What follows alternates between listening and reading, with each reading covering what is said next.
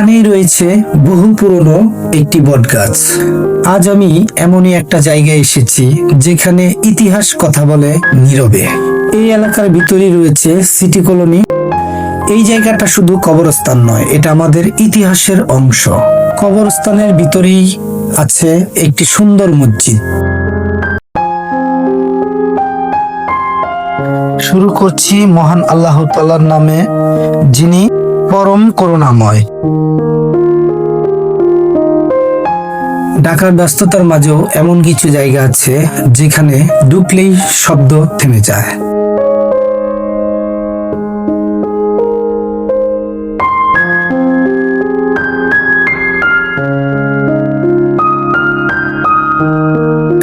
আজ আমি এমনই একটা জায়গায় এসেছি যেখানে ইতিহাস কথা বলে নীরবে।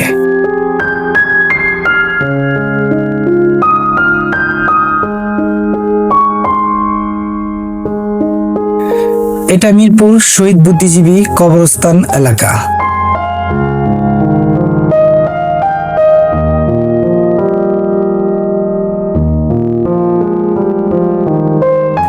এই জায়গাটা শুধু কবরস্থান নয়, এটা আমাদের ইতিহাসের অংশ।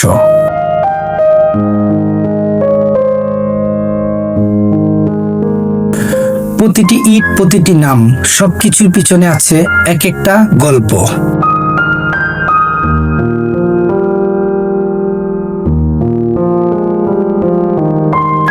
1971 সালের শেষ দিকে দেশের শ্রেষ্ঠ বুদ্ধিজীবীদের হত্যা করা হয়।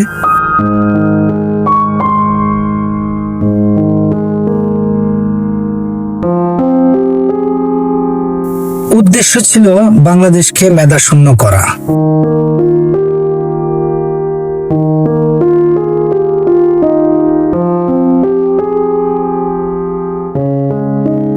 স্বাধীনতার পর এই কবরস্থান তৈরি করা হয় তাদের স্মৃতি সংস্কার করার জন্য।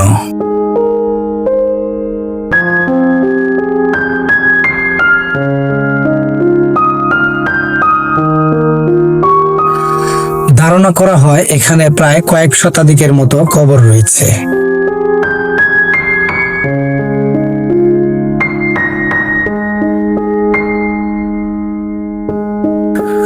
শিক্ষক, ডাক্তার, লেখক, সাংবাদিক, জাতির শ্রেষ্ঠ সন্তানেরা এখানেই সাহিত্য।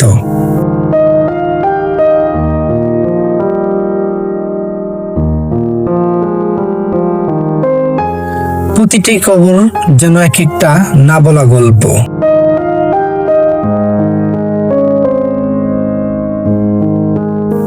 নাম, তারিখ আর নীরবতা।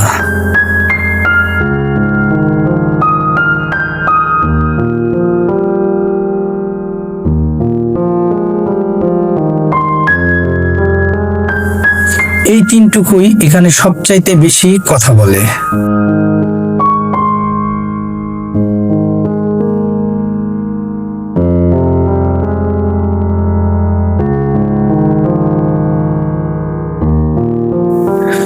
এখানে এলেই মনটা অকারণে ভারী হয়ে যায়।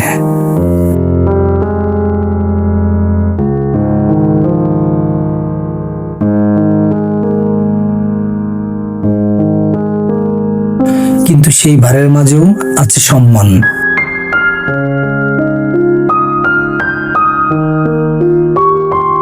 এই এলাকার ভিতরেই রয়েছে সিটি কলোনি।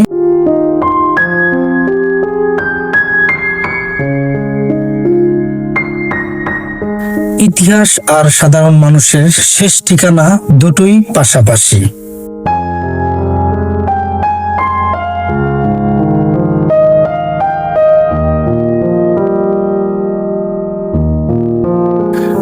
জীবনে আমরা সবাই সমান হয়ে যাই।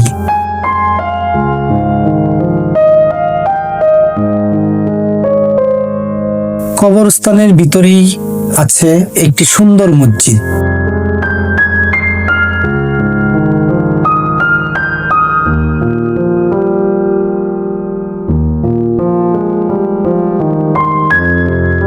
বড় না হলেও পরিবেশটা খুব শান্ত।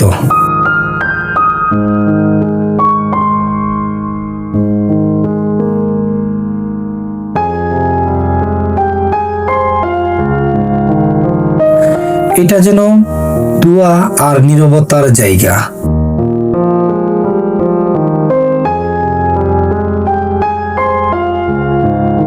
এখানেই রয়েছে বহু পুরনো একটি বটগাছ।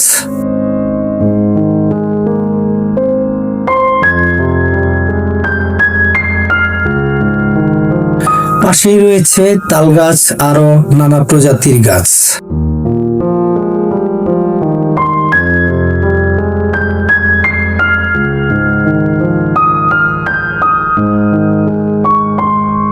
এই গাছগুলো সব দেখেও চুপ করে আছে।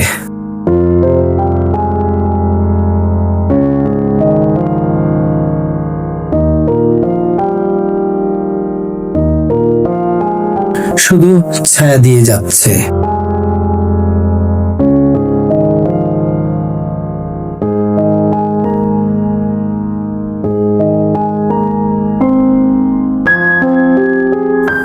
এই জায়গায় এলে বোঝা যায় স্বাধীনতা কত দামে কিনা।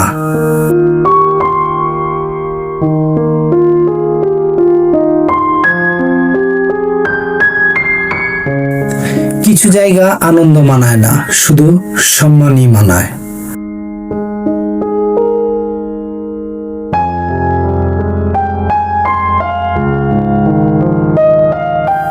শহীদদের প্রতি গভীর শ্রদ্ধা। ভালো থাকবেন, ইতিহাসকে মনে রাখবেন।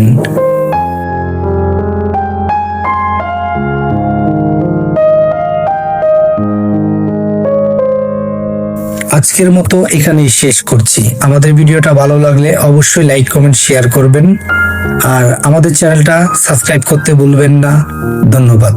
আসসালামু আলাইকুম।